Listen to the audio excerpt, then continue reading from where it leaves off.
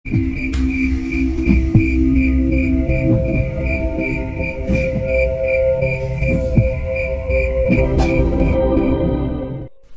yang harus aku lakukan? Gak mungkin aku meninggalkan Irfan di luar sana seorang diri. Gumamku dengan lirih di antara suara-suara aneh yang kembali terdengar dari arah bangunan kayu. Trak, trak, trak, trak, trak, trak. Kini di antara tatapan mata ini yang kembali mencuri pandang ke arah bangunan kayu, nampak terlihat pergerakan dari pintu bangunan kayu yang bergerak membuka dan menutup dengan sendirinya. Mendapati itu, entah mengapa kini perasaanku mengatakan bahwa akan ada sesuatu yang lebih buruk yang akan kembali terjadi jika aku tidak segera melakukan sebuah tindakan apapun pada saat ini. Brengsek, ini gak boleh terjadi. Aku harus melakukan sesuatu sebelum semuanya ini menjadi bertambah buruk. Sejalan dengan timbulnya kekhawatiranku akan keadaan Irfan saat ini, aku pun segera berlari kecil menuju ke arah jamban. Sempat terlintas di pikiranku ini untuk kembali mengarahkan pandangan mata ini ke arah bangunan kayu, tapi semuanya itu urung aku lakukan. Karena saat ini aku merasa hal terpenting yang harus aku lakukan adalah sesegera mungkin menemui Irfan dan mengajaknya keluar dari situasi yang menyeramkan ini. Irfan! Irfan! Teriakku memecah kesunyian malam. Sejalan dengan langkah kakiku yang kini telah mendekati jembatan bambu, aku sama sekali tidak mendapati adanya tanda-tanda yang menandakan bahwa Irfan mendengar suara panggilanku tersebut. Mendapati hal ini, kekhawatiranku atas sesuatu yang buruk telah menimpa Irfan kini telah membuat langkah kaki ini bergerak semakin cepat menuju ke arah jembatan bambu. Fan! Irfan! Teriakku kembali di antara pergerakan kaki ini yang telah berjalan melintasi jembatan bambu. Dan kini keberadaan dari sebuah pintu anyaman bambu yang tepat berada di hadapanku telah menempatkan pintu anyaman bambu tersebut kini laksana sebuah dinding pemisah antara rasa kekhawatiranku atas sesuatu yang buruk tengah menimpa Irfan dengan sebuah kenyataan yang sebenarnya tengah terjadi. Untuk sesaat lamanya, aku pun kembali terpaku dalam keraguan, hingga akhirnya seiring dengan keinginanku untuk segera membuka pintu jamban tersebut, aku kembali dikejutkan dengan adanya hembusan angin dingin yang menebarkan aroma bau busuk. Dan aroma bau busuk tersebut bisa aku pastikan adalah aroma bau busuk yang sama persis dengan apa yang telah aku rasakan sewaktu aku mencoba mencari tahu atas kejadian aneh yang terjadi di bangunan kayu. Brak-brak. Astagfirullah, ujarku dengan rasa terkejut begitu mendengar sebuah suara yang menyerupai suara bantingan pintu terdengar cukup keras dari arah bangunan kayu. Mendapati hal tersebut, aku pun segera memutuskan untuk membuka pintu jamban, walaupun dengan resiko akan adanya sesuatu yang tengah menungguku di balik pintu jamban tersebut. Dan kini seiring dengan pergerakan tanganku yang telah menempatkan jari jemari tangan ini untuk membuka pintu jamban, aku kembali mendengar sebuah suara yang jika aku harus menggambarkannya dengan kata-kata, suara itu adalah sebuah suara yang menyerupai suara seseorang yang tengah merintih di antara tekanan rasa takut yang dirasakannya. Van! Teriakku berusaha meyakinkan diri ini atas apa yang telah aku dengar tersebut. Tolong aku, Kos. Tolong bantuin aku. Ya Tuhan, Irfan. Aku yakin itu pasti suara Irfan. Gumamku dalam hati begitu kembali mendengar suara tersebut dari dalam jamban. Kini di antara keyakinanku yang begitu merasa yakin kalau suara yang telah aku dengar tersebut adalah suara Irfan, aku pun segera membuka pintu jamban tersebut secara paksa. Dan benar saja, sejalan dengan pintu jamban yang kini telah terbuka, dugaanku akan keberadaan Irfan di dalam jamban kini telah menjadi kenyataan. Nampak terlihat di hadapanku keberadaan Irfan yang tengah berjongkok di sudut jamban dengan wajah yang tertunduk. Selai celana pendek yang masih tergantung di dinding jamban seperti memberikanku sebuah gambaran akan keadaan Irfan yang mungkin belum beranjak dari tempatnya membuang hajat. Mendapati hal tersebut, solusi pertama yang terlintas dalam pikiranku ini adalah aku harus cepat mungkin mengajak Irfan untuk keluar dari situasi yang serba tidak terduga ini. Van, kamu kenapa? Tanyaku begitu telah berdiri di hadapan Irfan Untuk sesaat lamanya, Irfan pun hanya terdiam membisu tanpa mengucapkan sebuah jawaban apapun dari mulutnya. Tubuh Irfan yang terlihat bergetar hebat kini seperti mengisyaratkan bahwa Irfan memang benar-benar tengah diliputi oleh rasa ketakutan yang teramat besar. Ini benar-benar gak bagus. Sebaiknya aku harus segera mengajak Irfan pergi dari tempat ini. Gumamku dalam hati seraya mengarahkan tangan ini untuk menyentuh tubuh Irfan. Astagfirullah, Van. Kok badan kamu ini jadi sedingin ini sih? Tanyaku dengan setengah berteriak begitu mendapati tubuh Irfan yang terasa begitu dingin. Kini bukannya mendapatkan jawaban atas pertanyaan yang terlontar dari mulutku tersebut. Irfan terlihat mulai meringis di antara wajahnya yang masih tertunduk. Dan hal ini jelas membuat aku semakin bingung atas apa yang tengah Irfan rasakan saat ini. Hayo Van, sebaiknya kita segera pergi dari tempat ini, ajakku seraya menggenggam pangkal pergelangan tangan Irfan dan mengajaknya untuk bangkit dari posisinya berjongkok.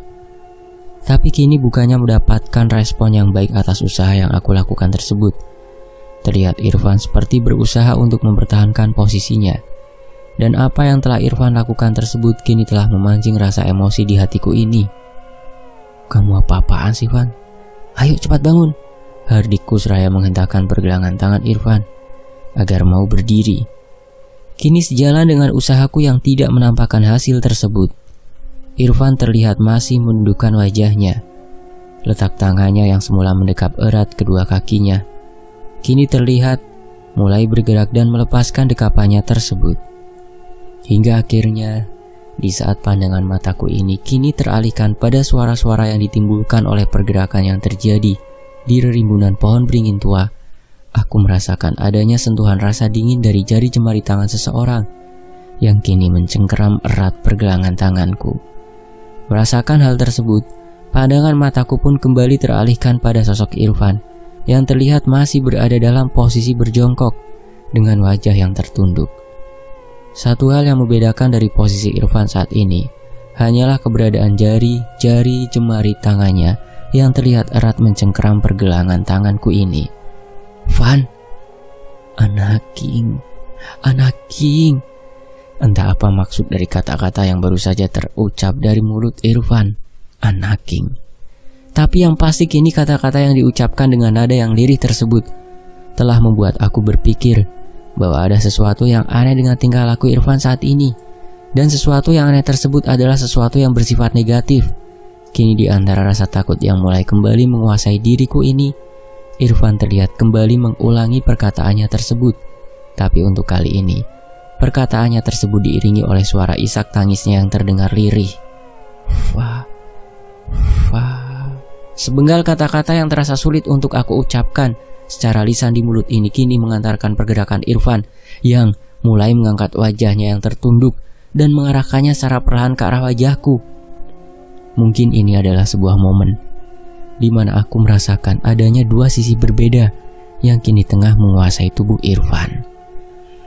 Seiring dengan wajah Irfan yang telah terlihat jelas menatap ke arah wajahku, aku sama sekali tidak menemukan adanya ekspresi kesedihan di wajah Irfan. Gambaranku akan isak tangis dan suara lirih yang terdengar dari mulut Irfan tadi kini seperti terhapus oleh ekspresi wajah Irfan yang terlihat begitu menakutkan. Sebuah seringai menyeramkan yang menghiasi wajah Irfan terlihat seperti berpadu sempurna dengan tatapan penuh kebencian yang terpancar dari kedua bola matanya. Ya Tuhan, jangan lagi, sumpah aku udah gak kuat lagi, ucapku dalam hati ini seraya berusaha menolak pergerakan dari pikiran-pikiran negatif yang mulai menyeret aku ke dalam zona ketidaksadaran. Hingga akhirnya, di saat aku mulai merasa tidak mampu lagi untuk menolak ketidaksadaran yang mulai menguasai tubuhku ini, sebuah suara teguran yang terdengar begitu keras kini memberikan aku sebuah harapan untuk kembali keluar dari zona ketidaksadaran ini. Kos, ditegur malah diam aja. Kamu lagi ngapain sih? Dari tadi aku cari kamu kesana kemari, ternyata malah ada di sini. Bebas, itulah perasaan yang aku rasakan begitu aku kembali mendengar suara dari seseorang yang kini telah membebaskanku. dari situasi yang nyaris membuat aku kehilangan kesadaran ini. Kini seiring dengan tepukan halus yang aku rasakan menyentuh bahu ini, nampak keberadaan dari sesosok makhluk yang menyerupai Irfan tersebut mulai memudar dari pandangan mata ini. Tapi hal tersebut tidak dengan serta-merta membuat aku terbebas dari rasa takut yang masih membelenggu pikiran ini. Mendapati aku yang kini masih berdiri terpaku dengan tubuh yang gemetar, Irfan pun kembali melayangkan tepukan tangannya ke bahuku ini, dan hal tersebut kini telah menyadarkanku atas keterbebasanku saat ini dari peristiwa menyeramkan yang baru saja aku alami. "Kamu kenapa, Kos? Kok mukamu seperti itu?" "Diam, Van," gumamku dengan pandangan menatap ke arah pohon beringin tua. Suasana yang kini terasa begitu tenang di halaman belakang kini telah mengantarkanku untuk mengambil sebuah keputusan untuk segera mengajak Irfan pergi meninggalkan halaman belakang. "Kamu kenapa sih, Kos? Apa yang sebenarnya telah terjadi?" tanya Irfan begitu aku baru saja merebahkan tubuh ini di atas tempat tidur. Mendapati pertanyaan Irfan tersebut, aku pun hanya bisa terdiam dengan pandangan menatap ke langit-langit kamar. Menyadari bahwa kini aku belum juga memberikan sebuah jawaban atas pertanyaan tadi, Irfan nampak mulai berjalan ke arah jendela kamar, lalu menyingkap tirai gorden yang menutupi kaca jendela hingga memperlihatkan bagian halaman rumah yang berselimutkan kegelapan. "Sebaiknya kamu tutup kembali kaca jendela itu, Van. Aku nggak mau." Keinginanku untuk melanjutkan perkataanku tersebut kini terhenti seiring dengan hadirnya kembali bayangan menyeramkan atas peristiwa yang baru saja aku alami tadi. Mendapati keterdiamanku tersebut, Irfan pun nampak kembali menarik tirai gorden untuk menutupi kaca jendela kamar. "Kamu gak mau apa, Kos?" tanya Irfan yang kembali berbalas dengan kebisuanku. Mendapati hal tersebut, Irfan pun terlihat menyulutkan sebatang rokok, lalu menghisapnya dalam-dalam. "Kos, sebaiknya kamu jujur sama aku. Jangan ada lagi yang kamu tutup-tutupi dari aku," ujar Irfan dengan ekspresi wajah yang serius. Mendapati ekspresi keseriusan Irfan tersebut, akhirnya aku pun mulai menceritakan tentang peristiwa yang baru saja aku alami di halaman belakang. Dan sesaat setelah mendengar ceritaku tersebut, wajah Irfan pun kini terlihat menunjukkan ekspresi ketidaknyamanannya. "Hah? Bagaimana mungkin, Kos? Justru tadi tuh aku berusaha mencari kamu di halaman belakang. Tapi karena aku tidak menemukan kamu di halaman belakang, akhirnya aku memutuskan untuk menunggu kamu di dalam kamar. Tapi setelah beberapa saat lamanya aku menunggumu dan tidak juga menemukan adanya tanda-tanda akan adanya kehadiran kamu, aku pun memutuskan untuk mencari kamu kembali di halaman belakang. Hingga akhirnya aku menemukan kamu sedang berada di dalam jamban," terang Irfan dengan menunjukkan ekspresi rasa bingung. Sejujurnya aku sama sekali tidak menyalahkan atas kebingungan yang tengah Irfan rasakan saat ini. Karena apabila situasi itu dibalik dan aku dalam posisi menjadi diri Irfan, mungkin aku pun akan bersikap sama dengan Irfan.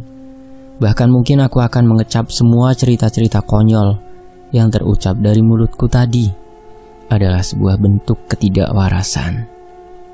Kamu boleh percaya ataupun nggak percaya dengan cerita aku itu, Van. Tapi yang pasti sekarang ini aku memang merasakan kalau ada sesuatu yang aneh dengan tempat ini. Tapi itu entah apa. "Sesuatu yang aneh, Van," gumam Irfan seraya menghisap rokoknya lebih dalam. Entah apa yang ada di pikiran Irfan saat ini, tapi yang pasti ekspresi wajah Irfan saat ini seperti menunjukkan bahwa Irfan tengah memikirkan sesuatu. "Apakah semua kejadian yang kamu alami ini ada hubungannya dengan semua mimpi-mimpi itu, Kos?" "Ada hubungannya dengan mimpi-mimpiku?" jawabku dengan balik bertanya kepada Irfan. Mendapati itu Irfan pun nampak menganggukkan kepalanya. "Andaikan aku mencoba menghubung-hubungkan mimpi yang kamu alami itu dengan kejadian yang kamu alami sekarang ini, aku hanya baru mendapatkan 2 buah titik kesamaan, Kos, yaitu batu kali besar yang kamu temukan di pinggir jalan itu, serta pohon beringin tua besar yang berada di halaman belakang. Sedangkan dengan penampakan lainnya, Jujur aja aku masih bingung untuk menghubungkannya dengan mimpimu itu. Kamu terlalu banyak menerka-nerka, Van. Rasanya terlalu dini jika kita harus menghubungkan semua kejadian itu dengan mimpi yang aku alami. Lagi pula, Van, mengenai batu kali besar itu sama sekali nggak terhubung dengan mimpi yang aku alami. Pada saat itu aku hanya bermimpi melihat seonggok batu besar berlumut yang ditutupi oleh dedaunan. Ucapku, mencoba menyanggah sebuah penjelasan yang baru saja terucap dari mulut Irfan.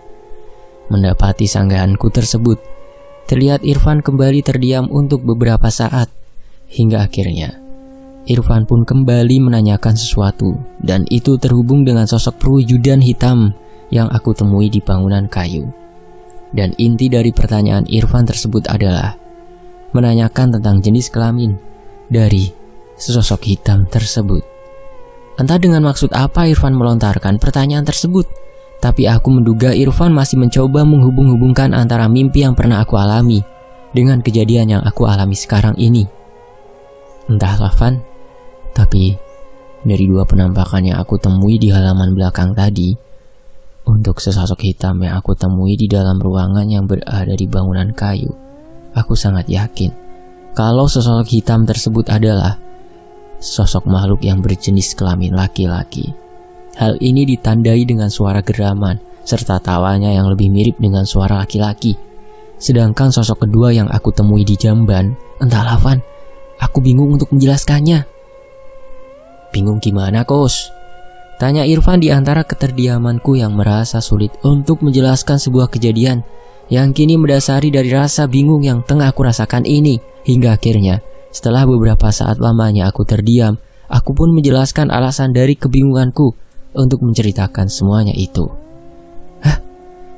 Jadi dari sesosok makhluk yang menyerupai aku itu, kamu merasa ada dua makhluk yang sebenarnya menyatu dalam penampakan itu? Iya, Kus. Aku memang merasakannya seperti itu. Di saat tadi aku melihat sesosok yang menyerupai kamu itu menangis dan mengucapkan sesuatu.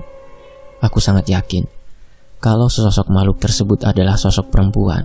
Tapi di saat sesosok makhluk itu menghadapkan wajahnya ke arah wajahku, entah mengapa aku sangat merasa yakin kalau sosok makhluk yang tengah menatapku itu bukanlah sebuah sosok yang pertama tadi. Seiring dengan berakhirnya perkataan yang terlontar dari mulutku tersebut, terlihat Irfan meremas-remas rambutnya dengan kedua telapak tangannya, dan sepertinya dengan tingkah laku yang ditunjukkannya itu, Irfan seperti ingin menunjukkan rasa bingung yang kini tengah dirasakannya. Sumpah, Kos, aku jadi tambah gak mengerti dengan semua cerita kamu itu. Lantas apa yang harus kita lakukan, Kos, di rentang waktu 3 hari ke depan ini? Tanya Irfan yang berbalas kebuntuan pikiranku untuk menjawabnya. Mampus dah kita ini, Kos.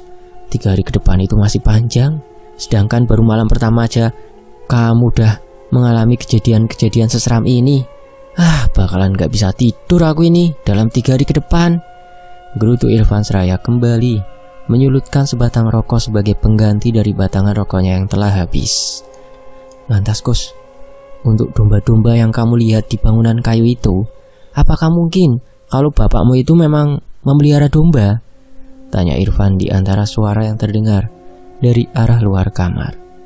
Mendapati itu, aku pun segera beranjak dari tempat tidur untuk mengintip keadaan di luar kamar melalui celah daun pintu yang memungkinkan aku untuk melihat keadaan di luar kamar. Bapak, gumamku pelan seraya mengarahkan pandangan ke arah jam dinding. Nampak kini terlihat jarum jam dinding telah menunjukkan pukul 1:30 pagi. Dengan langkah perlahan aku pun kembali beranjak menuju ke tempat tidur untuk merebahkan tubuh ini. Siapa, Kus? Tanya Irfan penuh dengan keingintahuan. Bapak, jawabku pelan dengan pandangan menerawang ke langit-langit kamar. Bapakmu habis ngapain ya, Kus? Kok pulang udah selarut ini? Mendengar perkataan Irfan tersebut, aku pun kini hanya bisa terdiam 1000 bahasa. Dan sepertinya keterdiamanku itu kini telah membuat Irfan ikut terdiam sesaat. Kus, kamu belum menjawab pertanyaan aku tadi. Apakah mungkin kalau bapakmu itu memang memelihara domba-domba itu? Mendapati pertanyaan yang kini kembali terlontar dari mulut Irfan, aku pun segera menjawab atas ketidaktahuanku mengenai kemungkinan bapak yang memang telah mempunyai usaha memelihara domba di rumah barunya ini. Sebaiknya kita tidur, Van. Biar besok aku menanyakan semuanya itu kepada bapak. Ucapku yang berbalas pergerakan Irfan untuk mematikan lampu kamar. Melihat hal tersebut, aku pun segera melarang Irfan untuk melakukannya, karena aku khawatir akan adanya kejadian yang tidak terduga lainnya di saat lampu kamar ini padam. Semoga besok pagi aku akan mendapatkan jawaban yang logis atas semua kejadian yang terjadi malam ini. Gumamku di antara suara dengkuran Irfan yang mulai terdengar, dan tidak berselang lama kemudian, aku pun perlahan mulai dibuai oleh sebuah mimpi indah yang memberikan aku sebuah janji akan adanya sebuah jawaban yang masuk akal atas semua pertanyaan yang kini tengah bersemayam di dalam pikiranku ini. Hembusan angin pagi yang kini berhembus masuk melalui lingkar-lingkar lubang ventilasi yang berada pada dinding kamar kini telah mengantarkan kesejukan udara pagi yang memasuki ruangan. Di antara rasa dingin yang mulai mengusik kehangatan tubuh ini, aku pun mulai menggeliat dan membuka pejaman mata ini. Nampak terlihat keberadaan dari jam dinding yang telah menunjukkan pukul 7:30 pagi. Mendapati itu, aku pun segera bangkit dari tempat tidur dan meninggalkan Irfan yang masih tertidur dengan pulasnya. Pules banget tidur kamu, Kos. Tadi pagi, Mama sengaja bangunin kamu untuk sholat subuh, tapi kamu yang gak bangun-bangun. Sebuah perkataan yang terlontar dari mulut Mama kini menyambut kehadiranku di dapur. Nampak terlihat kesibukan Mama di dapur yang sepertinya tengah mempersiapkan sesuatu yang mungkin akan menjadi menu makanan kami hari ini. Iya, Mah. Semalam itu Engkos agak sulit tidur. Mungkin belum terbiasa tidur di rumah baru ini. Ucapku beralasan sambil bergegas memasuki kamar mandi. Keinginanku untuk segera membersihkan tubuh ini sepertinya sudah tidak bisa tertahan lagi. Hal ini disebabkan karena memang sejak setibanya aku di rumah ini, aku sama sekali belum bersentuhan dengan kesegaran air dingin yang mengucur dari sebuah pipa paralon kecil yang berada di dalam kamar mandi. Segernya, ujarku begitu telah selesai membersihkan tubuh ini. Kini di antara pandangan mataku yang menatap ke arah halaman belakang melalui celah susunan batangan kayu yang menjadi ventilasi bagi udara di kamar mandi, aku pun bisa melihat kembali keberadaan dari bangunan kayu serta jamban kecil yang berada di halaman belakang. Dan semuanya itu tidaklah terlihat seseram seperti apa yang telah aku lihat pada saat aku mengalami kejadian aneh semalam. Beberapa suara yang kini terdengar dari arah bangunan kayu nampak seperti menunjukkan adanya sebuah aktivitas di sana. Menyadari hal tersebut, aku pun segera menyudahi kegiatan membersihkan tubuh ini dan beranjak keluar dari dalam kamar mandi. Bapak sama Endah kemana, Mah? Tanyaku begitu telah keluar dari dalam kamar mandi. Bapak kamu sedang berada di kandang, Kus. Sedangkan Endah sudah berangkat ke sekolah sejak tadi pagi. Jawab Mama tanpa menghentikan kegiatannya mempersiapkan makanan. Mendapati jawaban Mama tersebut, aku pun segera bergegas memasuki kamar untuk berganti baju. Seakan tidak ingin berlama-lama dengan rasa keingintahuanku atas apa yang telah aku alami semalam. Aku pun segera memutuskan untuk menuju ke halaman belakang dan mendapati pintu bangunan kayu yang telah terbuka. Pak, panggilku seraya mengamati keadaan di halaman belakang. Mendapati tidak adanya respon dari Bapak atas panggilanku tersebut, aku segera berjalan menuju ke bangunan kayu guna mencari tahu akan keberadaan Bapak. Dan benar saja, seiring dengan langkah kakiku yang telah terhenti di bangunan kayu, nampak terlihat keberadaan Bapak yang tengah berada di dalam bangunan kayu tersebut. Pak, panggilku kembali dan berbalas dengan keterkejutan Bapak.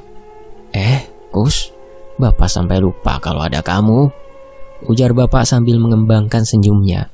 Mendapati hal tersebut, aku pun segera berjalan menghampiri Bapak.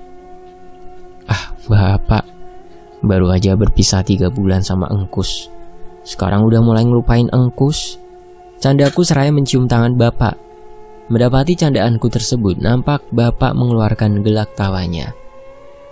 Kini di antara keriangan Bapak yang menyambut kehadiranku di bangunan kayu, beberapa susunan kayu yang memang tengah disusun oleh Bapak kini seperti memberikan aku gambaran kalau Bapak kini tengah mempersiapkan wadah untuk sesuatu.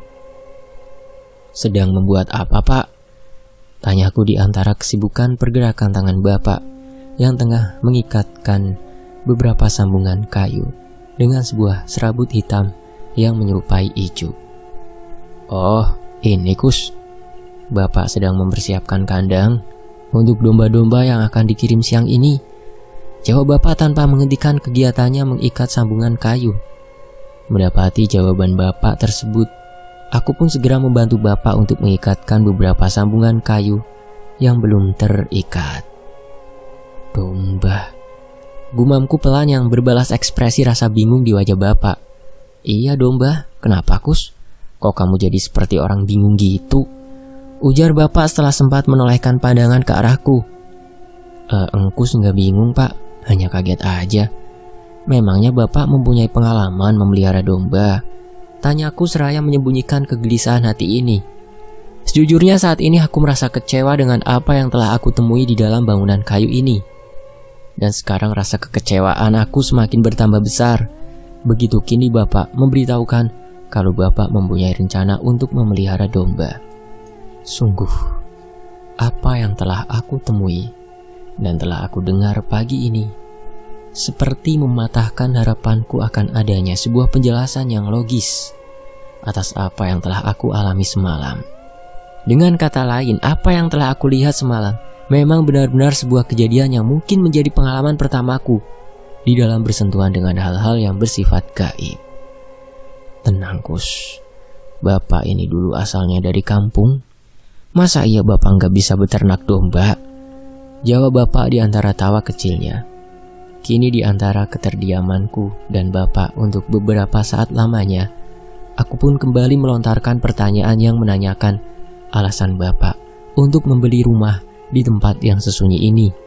Dan sepertinya seiring dengan pertanyaan yang terlontar dari mulutku tersebut, bapak pun memberikan sebuah jawaban yang mungkin terasa sedikit mengejutkan bagiku. Ya, sebuah jawaban yang menerangkan perihal alasan bapak membeli rumah di tempat yang sesunyi ini. "Hah?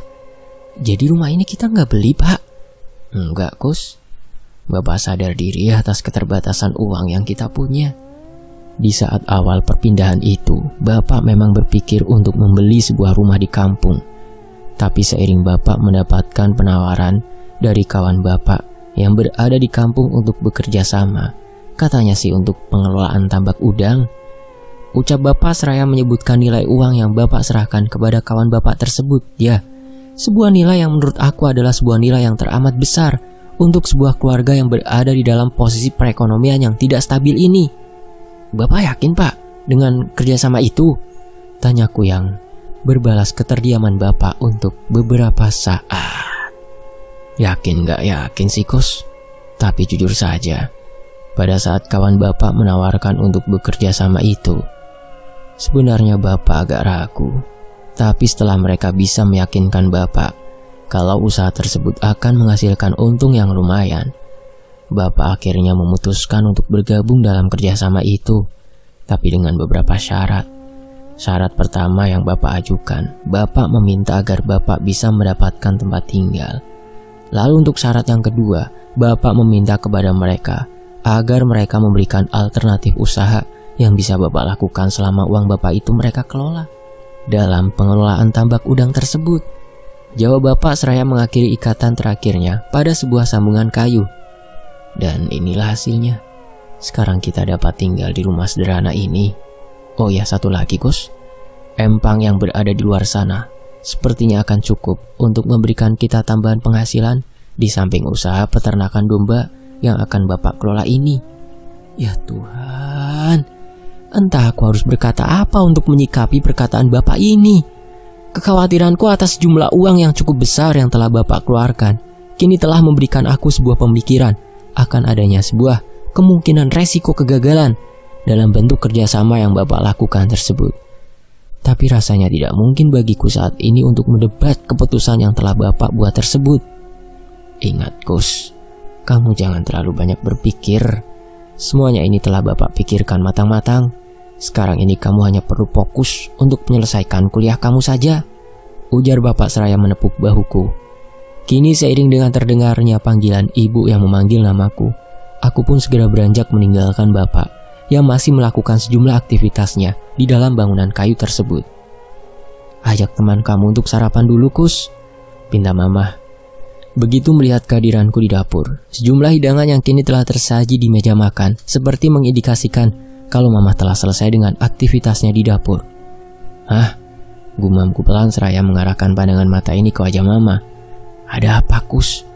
Kok muka kamu terlihat risau begitu? Ucap Mama sambil meletakkan 2 buah piring di atas meja makan. Mama jangan marah ya. Untuk sejenak aku kembali terdiam dalam keraguan untuk melanjutkan semua perkataanku tersebut. Tapi mendapati Mama yang kini mengembangkan senyumnya, aku pun memutuskan untuk kembali meneruskan perkataan tersebut. Kenapa sih Mama gak melarang Bapak untuk mengambil keputusan yang beresiko besar itu? Jujur aja Engkus takut, Mah. Engkus khawatir akan terjadinya sesuatu yang kurang baik atas kerjasama Bapak itu. Kini seakan mengerti dengan maksud dari perkataan yang baru saja terucap dari mulutku tersebut, Mama pun terlihat menghela nafasnya. Sulit, Kus. Sepertinya mulai sekarang kamu harus bisa menyesuaikan dengan kondisi psikis Bapak kamu. Psikologi seperti apa yang diderita oleh bapaknya Kus sehingga kok mudah sekali diajak kerjasama? Apa ada campur tangannya secara gaib? Pasti ada nih. Ya, kita cari tahu saja ya di bagian berikutnya. Ini cerita keren banget nih. Saya sampai nggak bisa menduga-duga ini apa sih yang dilakukan bapaknya Engkus ini. Cari tahu ya nanti bagian berikutnya. Terima kasih untuk Metamorfosis 2015 sebagai penulisnya. Dan tentunya buat teman-teman yang sudah setia menyimak kisah ini sejauh ini di Fakta Sejarah. Saya pamit dulu, mohon maaf kalau ada salah kata. Wassalamualaikum warahmatullahi wabarakatuh. Alhamdulillah.